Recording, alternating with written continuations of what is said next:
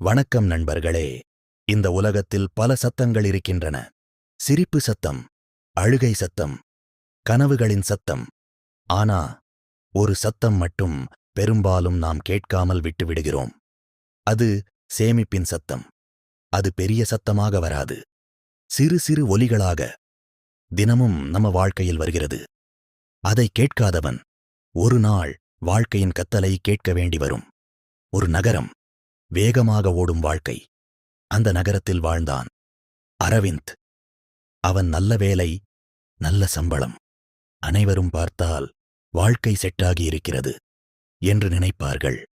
ஆனா உண்மை என்னவென்றால், அவன் சம்பாதிப்பான், உடனே செலவு செய்து விடுவான். நாட்கள் சென்றது, செலவுகள் அதிகரித்தது, ஆசைகள் பெரிதாகியது. ஆனா அவன் வாழ்க்கையில் ஒரு பாதுகாப்பு இல்லை. ஒரு நாள் அவன் வேலை செய்த நிறுவனம் திடீரென்று ப்ராஜெக்ட் க்ளோஸ். வேலை இல்லை, வருமானம் இல்லை. அவன் உலகம் ஒரே நொடியில் மாறியது. அரவிந்த் வீட்டில் அமைதியாக உட்கார்ந்திருந்தான். அந்த அமைதி அவன் மனதை சிதறடித்தது. நான் இவ்வளவு நாள் என்ன பண்ணினேன்? என்னிடம் ஒன்றுமில்லையே. அந்த கேள்விகள் அவனை உள்ளுக்குள் உடைத்தது. அவன் வாழ்க்கை ஒரு வட்டம். வருமானம், ஆசை, செலவு, வெறுமை, சேமிப்பு. அது அவனுக்கு ஒரு போரிங் கான்செப்ட். அரவிந்தின் உள்ளே ஒரு சின்ன குரல் இருந்தது. கொஞ்சமாவது சேமிச்சுக்கோ என்று அது சொல்லும். ஆனா அந்த குரலை அவன் அடக்கி விடுவான். இப்போ வாழ்றதுதான் முக்கியம், நாளைக்கு பார்த்துக்கலாம். இந்த 2 வார்த்தைகள் அவன் வாழ்க்கையை மெதுவாக அழிக்க ஆரம்பித்தது. ஒரு இரவு அவன் தனியாக இருந்தான். மின்சாரம் இல்லை, முழு இருள். அந்த இருள் அவன் வாழ்க்கையை பிரதிபலித்தது. அந்த நேரத்தில் ஒரு சின்ன சத்தம். அது ஒரு பெரிய குரல் இல்லை, ஒரு நாணயம் விழும் சத்தம், ஒரு காசு குலுங்கும் சத்தம். அந்த சத்தம் மெதுவாக பெரிதாகியது. அது சொன்னது, நான் வந்தேன், ஆனா நீ என்னை வைத்துக் கொள்ளவில்லை. நான் இருந்திருந்தால் இன்று உனக்கு பயமில்லை. அரவிந்த் அந்த சத்தத்தை உணர்ந்தான்.